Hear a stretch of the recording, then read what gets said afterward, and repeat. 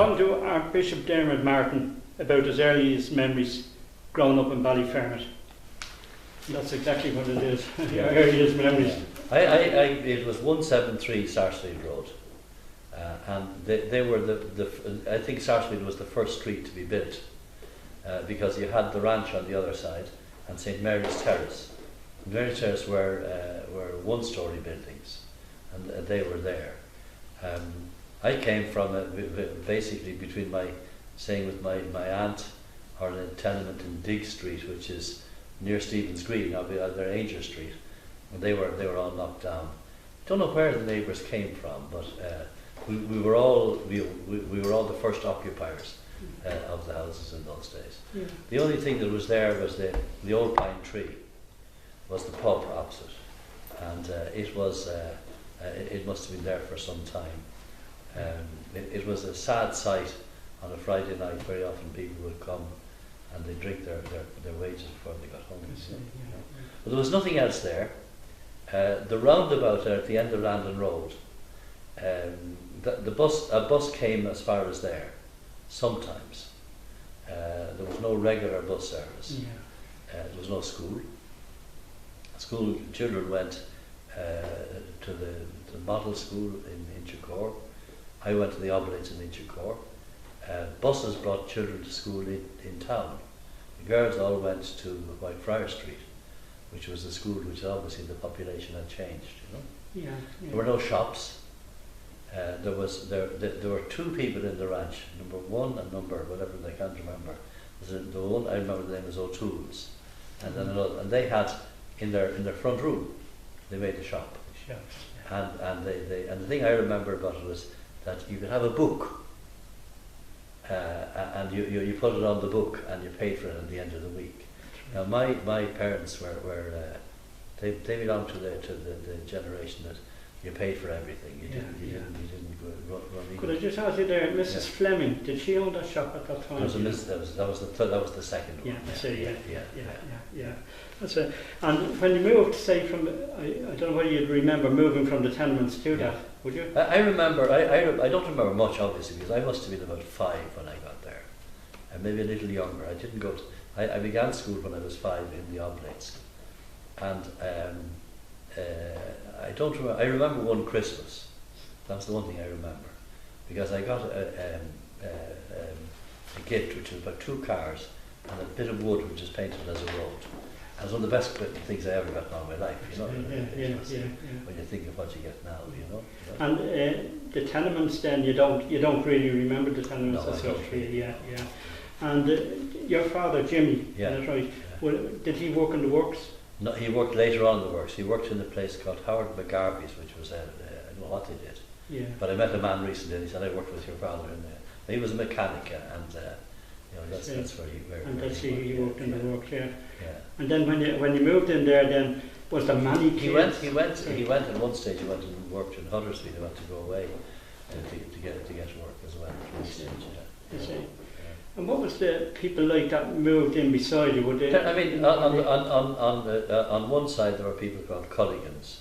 Now I've meet them now still. That there was one Bernard, who was my age. He was a year younger than me, and he was saying to me when I met him the last time, he said, your brother was bigger than you, and I had no younger brother. So he said, when you grew out of your shoes, I got them. And I said to him, that stuff went that way, but across the back wall, other things came as well. There was anything, cakes and bread, whatever was being done. And then there were 2 doors away there were people called Kellers, and Paddy Keller and his wife and his daughter Betty, who I believe is maybe still there. I don't know. And Mrs. Keller was a great friend of my mother. And she grew up in the inner city too. She missed most of her school. She spent her days in Stephen's Green bitching, And but if you go down to Moore Street, and I don't know if you remember Moore Street, you get the stuff you see, and they'd write the bill on the back of a brown paper bag. She'd have it all added up. She was a genius with numbers. She'd have it all added up, and she'd be able to say to them, that's 4 and 6 pence. Yeah. But we were only talking about that recently at Yeah. something, and all people did all the maths in their heads Yeah. straight away. Yeah. You know, now they need calculators Yeah. and that. But I mean, I can remember when we first got a telephone. It wasn't in Ballyfermot. It was when we moved out. I can remember the telephone number from that, Go on. but I couldn't remember. I can barely remember my own cell phone. You know, you learned all these things by memory. Yeah, You know? yeah. But Mrs. Keller was a great character altogether, and but she was a compulsive buyer. She bought all sorts of stuff. It was great fun. She came into our house one evening and she said, I'm in awful trouble. And I said, what happened? Paddy, the husband, opened up some press and the carpet fell out, which he'd bought and hadn't told him. You know. And then there were people called Larkins, and Mrs. Larkin only died. She was nearly 100. She was then in the other corner. A lot of people called Gams, and down at the other end, I remember the ones who had children of my age. Only Smees, there was family, and there was a Mrs. Duff who lived in one of the first houses, just when you pass Seven Oaks. Yeah, you know. yeah, yeah. My brother was ahead of me. And we finished at, I think, at 2:30 in the junior infants and senior infants, low babies, high babies, and I had to wait for him for a half an hour for him to finish. But one day I decided I could do it on my own, and my brother thought I'd been kidnapped, you know. Yeah. But I mean, I walked from the Oblates in Inchicore, down Inchicore village, up to where the model school is, back round again. Then you had to cross Sarsfield Road because there was only a road on one side of the bridge. Up you went, in then to Sarsfield Road, and you crossed the road again. Yeah. But there was very little traffic. Yeah, You yeah, know? yeah. There was no traffic really. That was one. Then things came. You'd have. I remember a lot of Dubliners remember this. On the day of the cattle market, the cattle came marching through Ballyfermot up to North Circular Road. You know? Yeah. There was a people, I can't remember their names, they came out with the horse and cart selling vegetables. And I always remember the one who would say, ask him Mammy potatoes. And that was where you bought, and the coal man would come then. Or you might get a bag of coal or something like that. You know? And funny, that's how I'm told the ranch, that's the only way we can find out how the ranch was saying, because of the cattle coming in from the, the California hills and on in down. There's the ranch, and then in Inchicore, and the ranch is obviously linked to the railway, because there was the thing called the Khyber Pass. That's right, yeah. And there was the foghorn that blew at a certain stage, and the men would come out to be black, from the work. But I was told that many of the people in the ranch originally were English. That they came, the original people, they came to work with the railways, not on whatever was done in Inchicore. And there was a platform.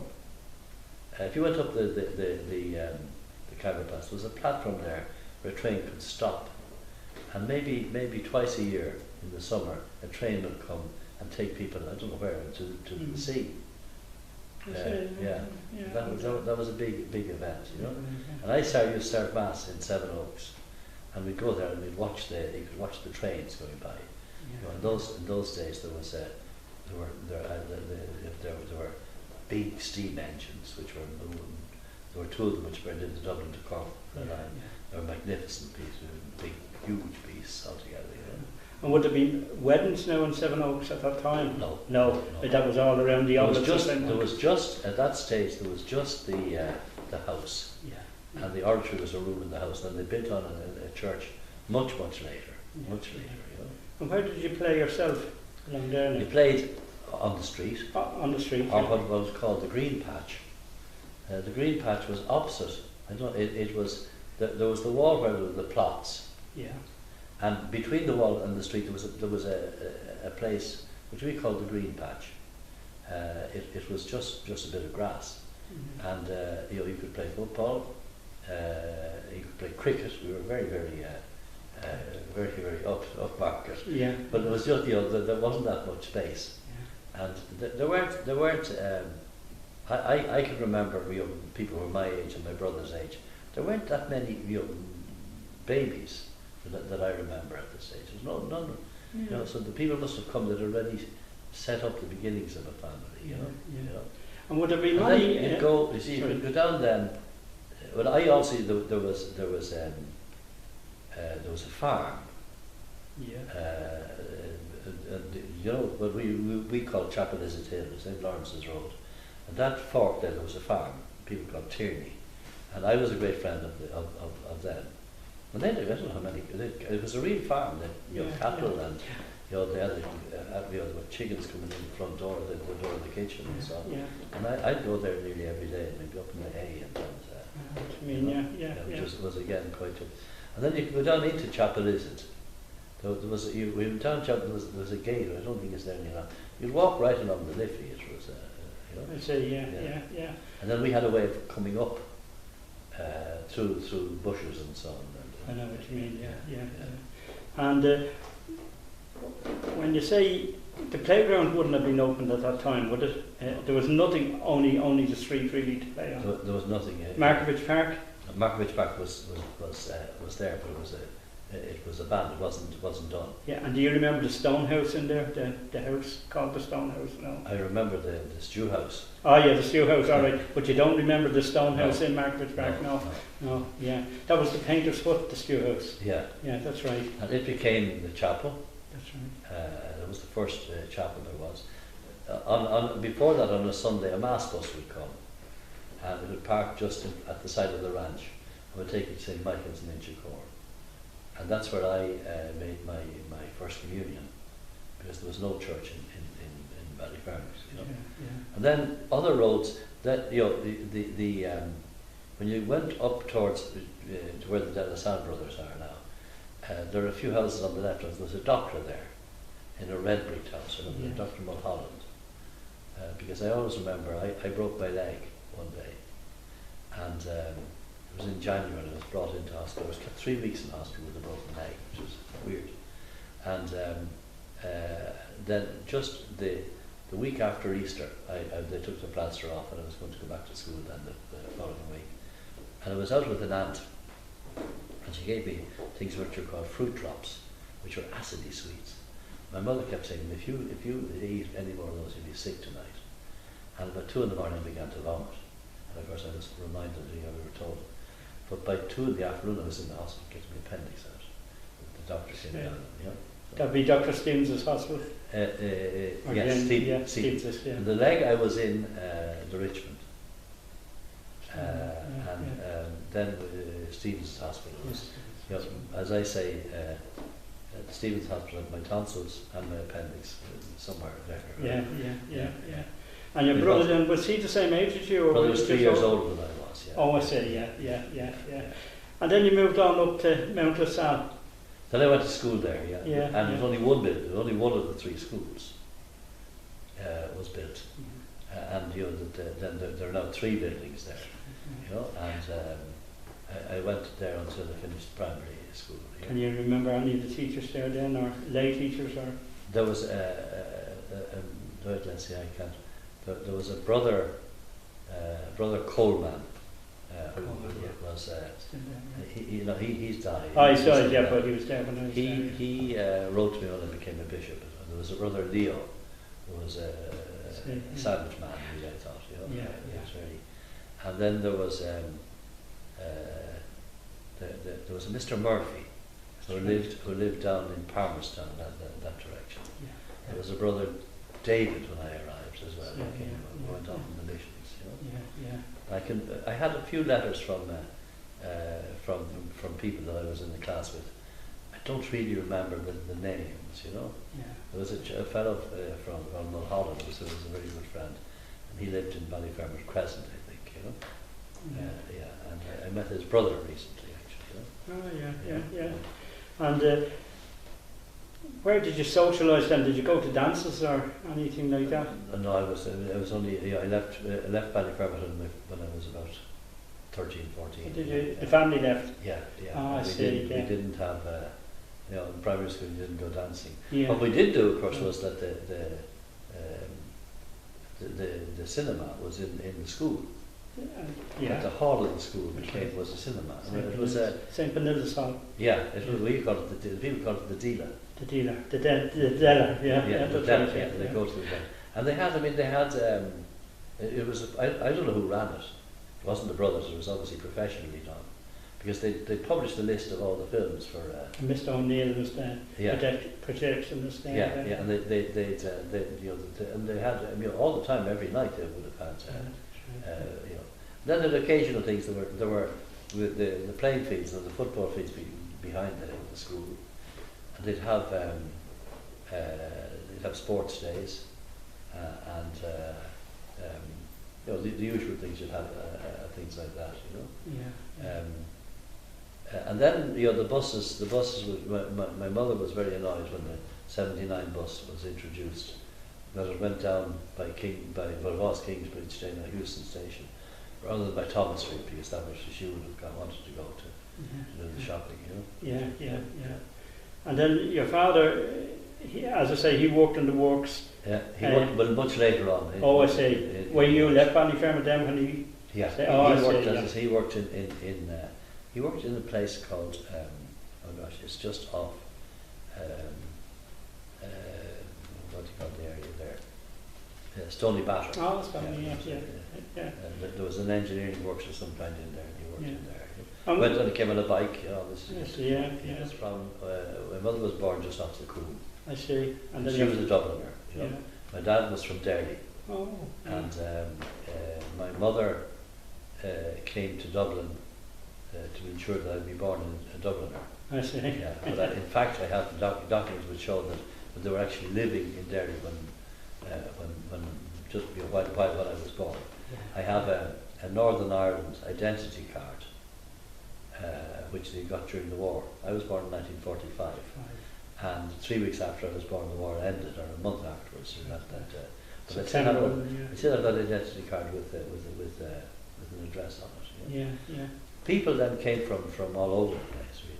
Then there were other friends of mine. There were twins, O'Connors, and I'd be in touch with them as well. One lives in Canada, and the other is they did extremely well too. They were very fine. And just bring you back to your school days again. Was there many in your class? Would there be 56, I think. 56, that's right. Yeah, that would follow. They were huge altogether. Huge classes, and I don't know. The girls' school began later. Dominican Convent, that's right. Yeah. That's for we started in, as I said, it was just one building. Then we moved into the middle one. It was for the higher classes. That's right. I think there might have been just first. I think they began with the first class and then. Well, the top school was used then for the Dominican while they were building the Dominican Convent. I don't remember that. That's right. Yeah. And otherwise, what other? There was a dispensary, which I think again was the stew house. That was used. That was a dispensary, was it? Yeah. And then the doctor would come to the school, because I wear glasses since I was about 8. And the doctor came to the school and saw that I couldn't see. I couldn't read. How I was reading the blackboard, I don't know. And I've been wearing glasses ever since. But otherwise, you go to Dr. Mulholland, he was the man. Then 2 other doctors came, and they were they lived. There were 2 houses between the corporation houses and Seven Oaks. There are 2 or 3 houses there, and a doctor came there, but I don't remember. That's right. He was very well known in the area. Yeah, that's right. I can't. The name is escaping now, but I do remember. And then there was I was thinking today, Cantsfield, and there was a cedar of Lebanon in it, a magnificent tree in it. That's right. It's now the GAA, I think. Yeah, you say Patrick Sarsfield spoke there. Oh yeah. At that tree. I don't know why. I mean, all those streets, Landon and Lally, and so are all linked with Sarsfield. Yeah, that's right. Yeah. And up the top is all Galway, Claddagh, and And were you starting to build? Were you building as you were there? Going all the time. All the time. Yeah. And then the bus then it started. It just come to the roundabout. The bus would turn around the roundabout, and there was a bus stop there. Then it went up to Deasy's Road, where Markovich Park. It turned there, and the rent office was there. That you paid your rent. It was a house, but it was that was the rent. Then it went on to Kylemore Road. That was it went up Valley Road, Right. and up did around Into Tome and then on Yeah, around. yeah, Yeah. and then the 78 came, and it went up to what was called Ballyfermot Upper, and Drumfin Road was on it, Yeah. and then sometimes to Cherry Orchard. Yeah. Now Cherry Orchard, I was out in Cherry Orchard recently in the church, and I was saying to the kids that I knew Cherry Orchard well, going up picking blackberries, because it was out in the country. Yeah. There was nothing there. Yeah. It was, and then they built I remember the hospital being built, but that was. And do you remember how far up would he before you left Ballyfermot? How far up would he have been in Ballyfermot? They would have been up as far as I remember when the gala opened. Well, you do 1953. Yeah. That was that was basically as far as things had. The final road. You went up to Kylemore Road, and then there was the next area, which were Ballyfermot Drive, and they're all Ballyfermot roads. Yeah. And then so Ballyfermot Upper began, which was actually quite a different place almost. Yeah. And that big cinema then was opened. Yeah, the gala. Yeah. There was a shop. There were shopkeepers called Grace. That's right. We're on Sarsfield Road. Yeah. Because people beside me, and that station which bit me one day. Yeah. I see. So a fear of dogs ever since. Yeah. And then as you move up a bit further, you mentioned the gala. Were you there for the opening of the gala? I remember when it opened. Yeah. You weren't in at the film Lucky Me, the first film. I don't. And Canon Troy opened that. The one I remember was Rock Around the Clock. I see. And I think that was in the deal that was shown. Oh, I see. Yeah. And then we guess you got a bottle of milk every day. Yeah. And some sort of a bun. On a Wednesday. I think we got them every day. Oh, you got the bun on one? I can remember the buns, Yeah.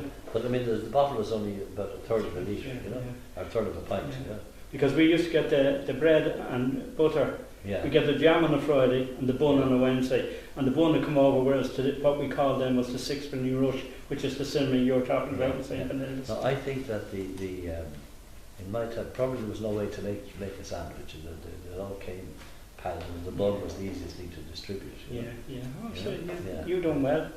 Yeah. It was. It wasn't from the very beginning. Yeah.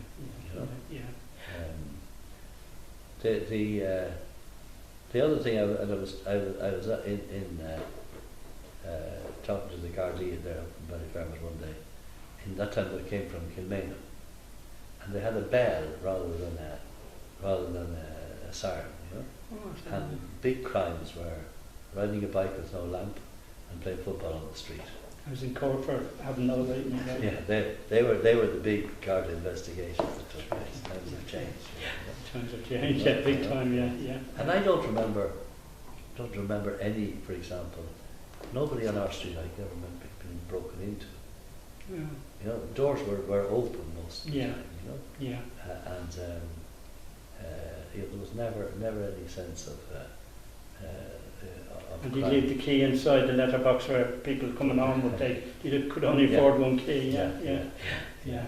But I mean that was the difference, Yeah. And I remember the first phone box. It was then down at the corner, just before you go into Landon Road. That came much later. Yeah. If you wanted to make a phone call, you went over to the shops, the O'Toole's and the Flemings, and they would also take a call. I remember my mother they came in there, and she came back. Her sister had died, and that was the way she found out. Yeah. Oh God. Yeah. And then a few people. We got a car reasonably early on. The Kellers, they had a car. When I broke my leg, he took me to hospital. Yeah. And then we had a cousin who was into television, and we got a television. The old, huge big box of the thing, which you had to clatter every now and then. Yeah. And things like for the FA final, people would come in to watch it. Into your house. Yeah. And then if you couldn't guarantee you'd see it, because you were getting the signal from Belfast. Oh yeah. earlier people got it from Manchester, but and he had a big area up on the That's on the roof. yeah. And then other people got televisions, and then we got UTV as well as BBC, and you needed another area, but we never got that. No. So we were stuck to the BBC. Yeah. And I remember when Pope John the 23rd was elected, I remember I was home, it was about 5 in the afternoon, and this, after Pius the 12th, this little fat man came out, and I said, well, he isn't a Pope at all.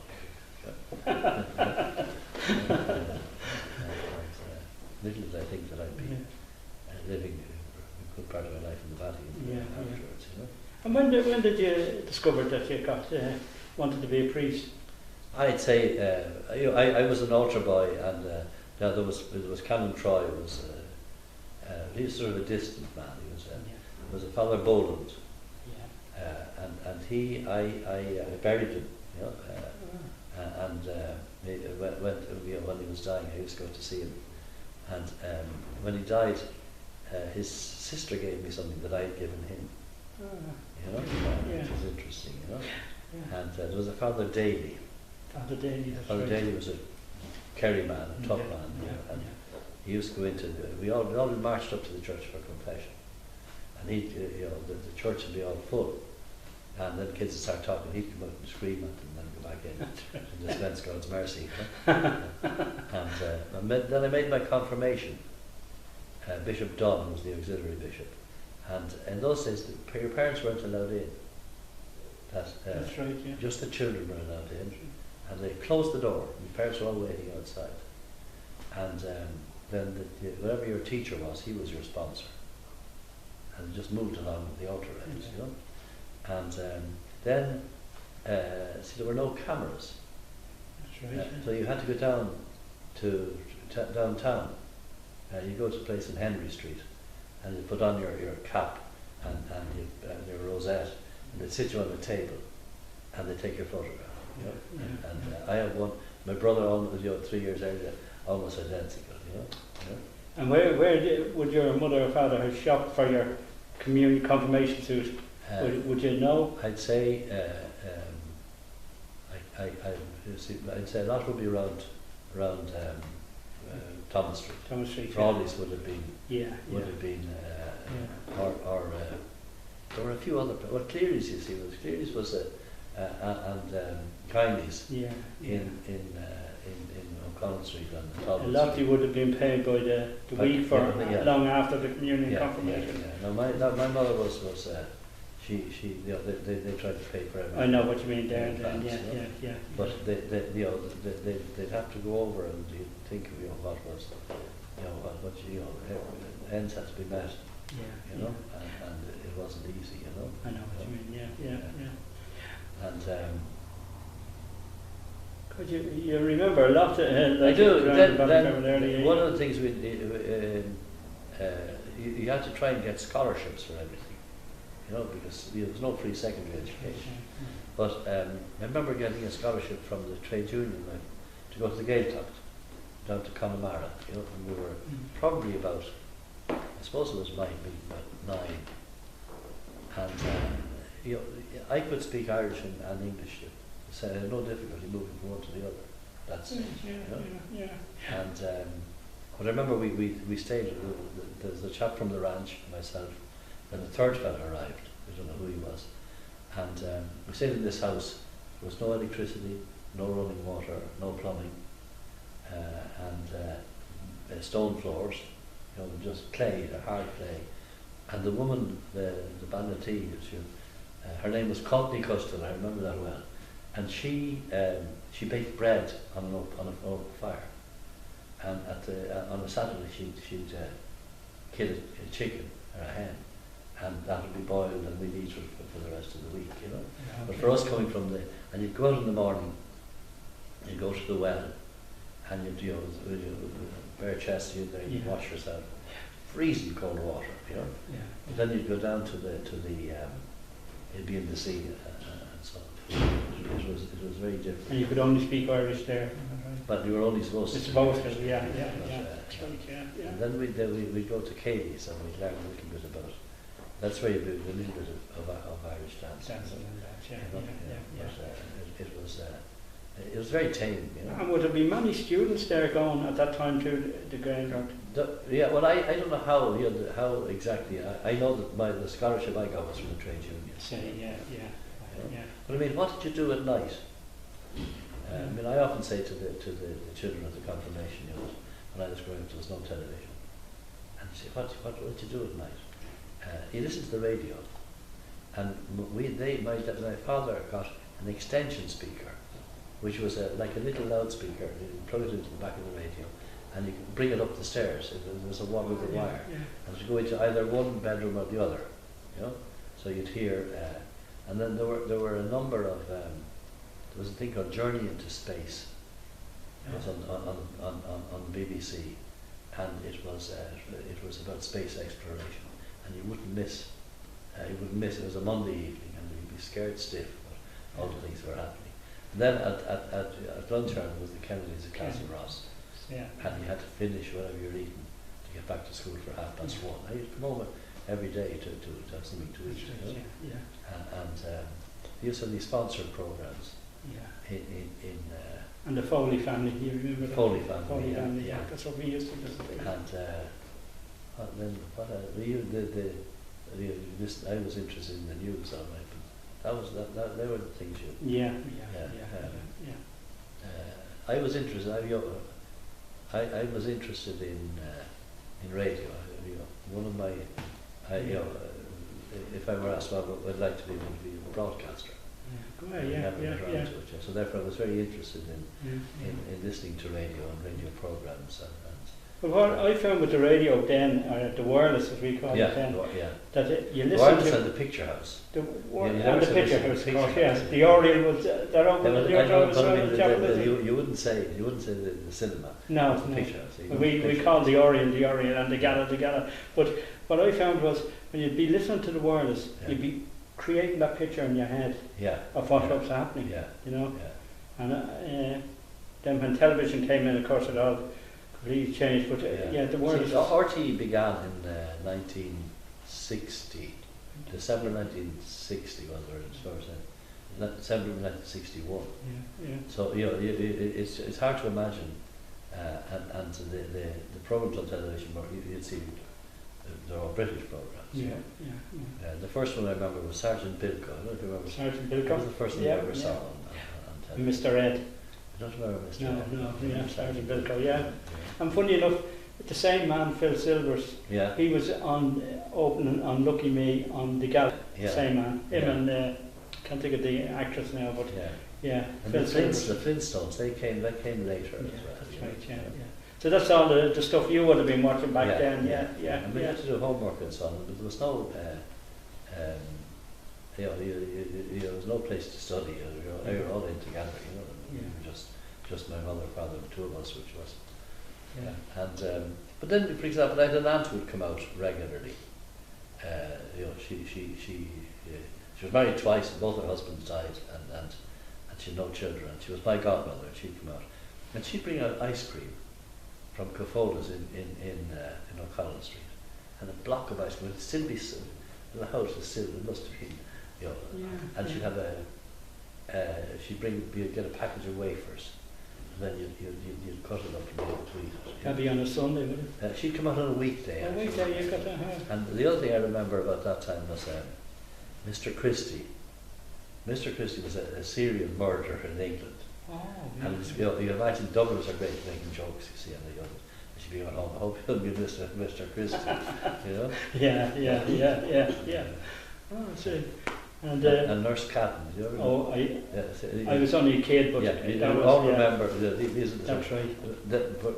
When this aunt, she lived in New Road, just there off the Coombe, you know, and I lived there quite a bit actually, on and off. And we remember Bang Bang. Bang Bang. And there was another lady called what was it, Maggie Forticlothes. I don't know who she was. Yes, that's right. Would you have saw Bang Bang yourself? Yes, I remember. You remember them well, yeah. And was there any characters, would you know, in Ballyfermot then? Like, would there be? There was no Bang Bangs. No Bang Bangs, or no. But the Coleman wouldn't be a character. There was a I don't remember who he was. Or the Breadman, I don't know where you bought bread actually. You bought the bread in the shop. And the other thing I always remember was, as a kid, there were certain things, they'd think of Mrs. Cullen's powder. That's right. And I always said, I didn't know what it was. It was like an aspirin, really, of some kind or other, I was in Johnny Fox's at the weekend, and they have all the old signs, and that was one of the signs that was on Mrs. Cullen's powder. The package. That's right, yeah. And then you'd have a big block of cheese, and they'd cut and slice. There was no slicer on the machine, Yeah. I don't know if they had ham as well, but the cheese was there, And health and safety, when you go into the shops and you look for the £1/4 of butter and turnover and maybe the paraffin, it was all served together. Paraffin first, and the what do you call it? They cut the butter and they had a sort of a wooden thing that would put little stripes on it. That's right, And the turnover. The turnover, You'd be eating it on the way home. Yeah, and there, you pulled on the outside there's like a skin on the part of it in there, That's right. But the vegetables you bought from the lady who came round, and the people came round with the truck. Yeah. Then I remember the milkman. I remember when Rodney Delaney won the Olympics in 1956. Yeah. It was the milkman who brought the news. Oh, I see. Yeah. You'd leave out your bottles of milk, and he'd come and you'd have to have three empty bottles. You got 3 bottles there, and he paid them probably at the end of the week. Yeah. And the barber. Where would he be? The barber used to come round. Oh, I see. Yeah. Round to the houses. Round to the houses. Yeah. You can imagine the floor after. And there was an insurance man who came around as well. Yeah. And the Royal Liver man, whoever he was, some other, And people would be only insured for pennies. And But then in St Mary's Terrace, then a barber opened up in one of those houses. Oh, I see. Yeah. And there was another house where they had pigs, and they bring slop over to them. The potato skins and all sorts to feed the pigs. It was great. And there's would you remember the co-op opening up in Ballyfermot on DC's Road? No. I remember there was the co-op that Michael O'Riordan, the communist Michael O'Riordan. That's the one who was going to touch on. First of all, in Inchicore somewhere. Yeah. And I remember that the priest was saying, it is a mortal sin to vote for Michael O'Riordan. And his son, and later on was in the Palestrina in the Pro Cathedral. He wasn't sort of a dangerous communist. Yeah. No, I don't think there was happening. And I remember meeting a Soviet diplomat, and he said, I began my career following the Irish Communist Party. That didn't really help your career very much. But my brother lived and worked in Moscow, and known all these people as well. No, TDs, I can't remember them. Yeah, Sean Dunn. I can't remember. Done can't do it, can't be done. That was one of the slogans. Yeah. Occasionally somebody would drive up with a loudspeaker on top of the car. Yeah. But right. I don't really remember elections. Yeah. Was there, But as you say, it was all done on top of an orange box or something like that outside. Yeah. Much the same as when I was growing up myself. Yeah. And bad weather. You went to school good weather or bad weather. It was no and of course all the heating was done from the fireplace. You had the fireplace, and behind it you had some sort of a boiler, and it produced the hot water for that. That's right, And you had a bath. There was no wash basin in the bath No. It's strange. You had to wash yourself in the kitchen. That's right. I don't know why they did the other thing. In fact, do you remember this? What do you call them? The tin mats. I do, well, sure we had one up there. Actually, my own dog was walked into there. And that would be in front of the fireplace. You'd be thrown into that, and it's only later on that you... Yeah, that's right, I'd be telling my kids that sometimes. Zinc bath. It's hard to believe, that's right,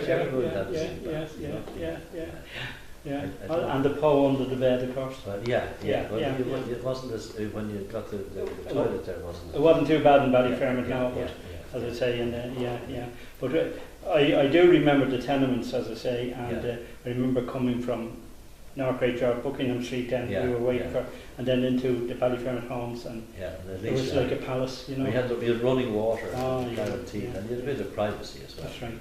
Yeah. You were there on your own. Yeah. Well, you were sharing toilets with so many people in the town, you know. Yeah. See, where we lived in the town,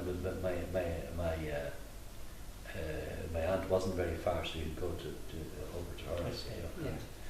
I think in some ways, if you went into a tenement, you got a better chance of getting a house. You know? Yeah.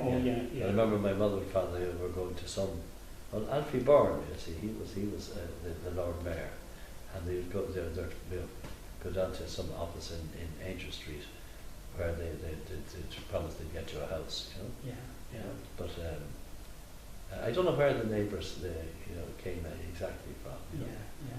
And would you remember, did the Tenants Association start up any time then? You don't remember anything like that? Or Community Association? No. That was more the... See, that's the thing, is that and it's still happening today. They build houses, and all those things that you really need to turn a housing estate into a community come 50 years later. Yeah. You know, and as I say, Ballyfermot was probably the first one that began really after the war. Crumlin and Drimna, they began to be just before the war, right. At the end of the war. And you were really it was healthy. There was no pollution in the air. Yeah. And you had a fairly big garden in the back. Right. And my father did. He grew potatoes and he'd always turn his hand to do anything, but he was never finished. I know what you mean. Yeah. But we had peas and strawberries growing. They weren't in great quantities. Yeah. But they sort of cut a bit off there, and they put in the one room downstairs. They put a bit of partition, and you had a little kitchen separate from the. And across the road was the plots from you, and anyway, they were just across the road. None of our people would have No. They must be either from the ranchers, as we call them, or other people, you know. Yeah. And we went up to the top of the ranch. Then you were down. There was a sort of a steep hill down down to the river. There was nothing else there, you know. And you rarely venture into the ranch. I know what you mean. You go to visit somebody who's your friend. And then there were Seven Oaks where the nuns. There was another house beside that called Floraville. Some of the people to play there, we would have known some people there. Yeah. And then you'd go under the bridge then then down into towards the model. There was another that was another word completely. Yes. There was another sort of ranch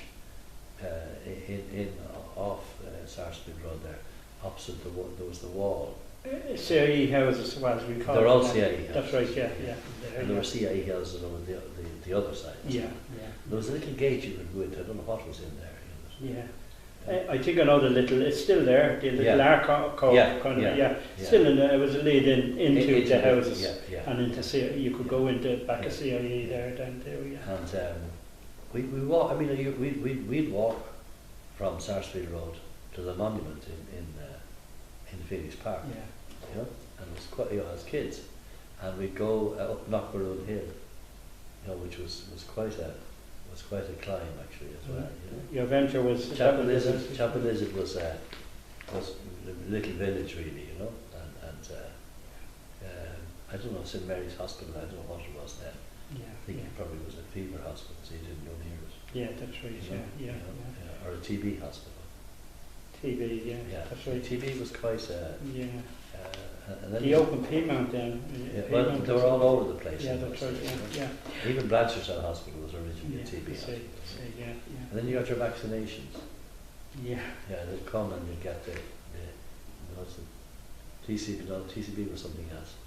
BCG, which was 3 injections, and then there was smallpox, which left a big scar, and I never got that. Yeah. And I got but I never got the scar. Yeah, oh, did you? And I felt deprived, you know. And then many years afterwards, when I was working in the battle, we used to have to go. If you're going to America, you had to get or after you had to get a vaccination. And then one day I got a fierce, very high temperature and so on. The doctor explained to me that I probably had a natural resistance, which I lost. And that's why the scar didn't come up. But I lost it then later on when I got this infection. You know, they were the other things that you did. You know. And just bring you back to your school again. Did you find it hard? Did you find Mount Olivet hard? Or sorry, Mount LaSalle hard? Yeah, I mean it was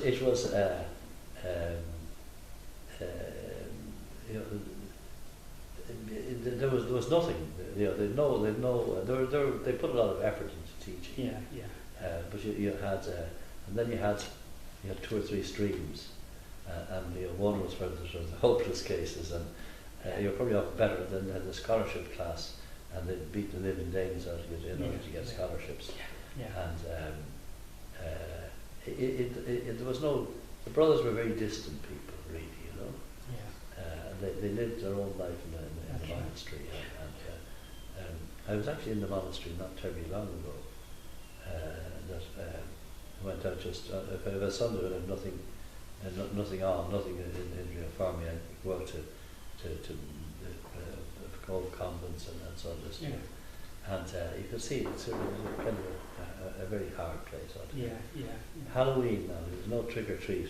I was just going to ask you, do you have any of the kids knocking in here? Apples or any apple, held the Halloween party. And it was no dressing up, you might put a bit of soot on your face, you know. But and you'd have apples and nuts. You know, there was one for the few occasions you had nuts. Would be for Halloween. You know. And do you have the kids knocking in here now? No, never come in now. No, I was just wondering that there. This is a strange area that that side of Drumcondra Road is student area. You know, there are not that many kids being around. It's a different place. You know. But overall, you enjoyed your time in Ballyfermot? I did, and you know, you know, people weren't wealthy. That's right. But there was great neighbourliness. I remember the first time that somebody died on the street, and you know, kind of for kids, we didn't know it was. But what was amazing was that the neighbours took over. The children were taken, you know, and they were kept, and you know, it was the father who died, and you know, the food was got for the funeral. You know, the neighbours did it, and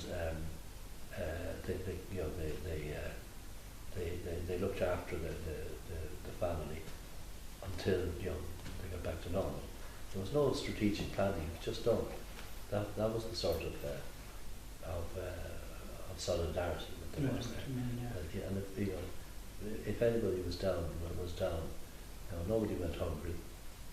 You know, there was no great show, there were no connections or anything. Just food would come across the back garden, you know, and that'd be it. You know. The Seven Oak Nuns, they did a lot though. They did in those days. They went out with the people that died as well. They did, but they used to go out.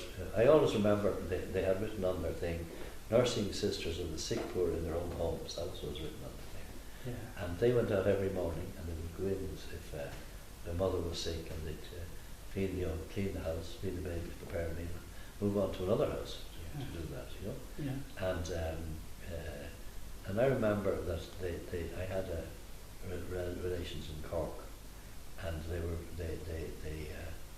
good to the sister again, and the husband then got a stroke, and the nun said, we'd really love to you know, to do something for him, but he's not poor. And they wouldn't only, you know, they would only do that, you know. Oh, there's great memories from the nuns there. And my mother then ran with this other mistress. They ran a sewing class, and I'd still meet people that I wasn't there. And it was very interesting because my aunt and a cousin would come, and they'd cut out patterns for clothes out of newspapers. You know, you could buy a pattern for making kids trousers and so on. In those days, it was cheaper to do that. No, that wouldn't be the case. Yeah. But what I do remember, even as a small child, remember hearing my mother and my aunt saying, but okay, the sewing is important and so on, but you have to do, you have to get somebody to talk to the women about bringing up their children, about health and so on. And it became a sort of women's solidarity place where they all became. And the one thing that was extra in those days, that the men would allow the women to go out on their own on a Monday evening, was revolutionary. You know, that was a credit to the nuns that they created that atmosphere. You know, in those days, the relations between men and women were not quite like today. You know, and the drink was a problem. You know, that was a sad thing. You know?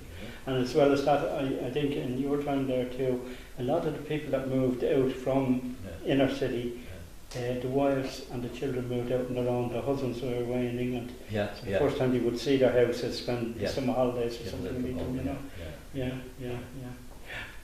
Well, I think you've given us great information there. To think again myself of some of the other people that were there. Do you ever feel like going back to see your house? I often drive past it, you know, and I know the people who were there. Yeah, that's right. And I meet you meet people in different places. You know? You know, I suppose the people who are at schools are all around the world. A lot of them be dead. You know, that when I was growing up, life expectancy for a man would have been about 65. You know, that's all. Return age now. But see, the retiring age was introduced at 65 because people lived till about 67. I know what you mean. And you know, that was the idea. It was picked. They looked at the average life expectancy and they introduced 65 as retirement age. And the idea being that you know, they'd only have to cover them for about 2 or 3 years. And now people are living to 100. You know. I know what you mean. I hope I go a bit longer myself now. You know? There were no old people there. You know, there were no grannies. I know, you know, maybe the Canners now might be a little bit older, but my parents would have been in their 50s, and that would have been the oldest, you know. So it was in that sense it was a young and you know, people were making their lives for themselves, you know. And there was no employment in the area. You know, anybody had to go into to town on the bus, you know, to you know, I mean, there were no factories. The railway, the Ballyfermot people didn't really work in the railway. You know? And that was the ranchers were there, and that was you know, that was another community. You know? I know what you mean. I wouldn't have known. You know, I would have known everybody on our street on one side. But I wouldn't have known only a few names even from the ranch. It's just strange. Just one last thing you mentioned there, the stew house. Did you ever have to go in, or did you ever go in? I don't remember ever. You'd never gone into it. No. Just when you mentioned it there. But I mean, the name it was called this. That's right. The food centre officially. We used to go over in that time from the De La Salle. Just to get the guru cake, you know. No, that's I was talking to somebody recently about gur cake, you know. And you know, and he said to me, "Where did it come from?" Like, you get out your phone and gutter it comes from. Oh, is it? It was the gutter, people in the gutter would eat it. You know, it was great. Well, you certainly wouldn't be hungry after it. The other things, you know, the other events would be you know, Halloween, Concannon. There were a couple of things that you'd St. Patrick's Day you'd remember, Christmas. That was about it, you know. And did you dress up yourself on Halloween night and go around? You went out, but you'd only go around a few doors, and they'd all know you were kind of expecting you. You know? There'd be no, you know, the kids would be made up there, but very we didn't dress up in there, and you know, witches and so on. Apples and nuts. There was probably about 20 or 30 witches on the road. But there weren't even that. You know, I mean, we all knew one another. You know, there was nobody, you know, we're all more or less the same age. Okay, so well, we'll wrap it up there, and yeah. thanks very much for. No,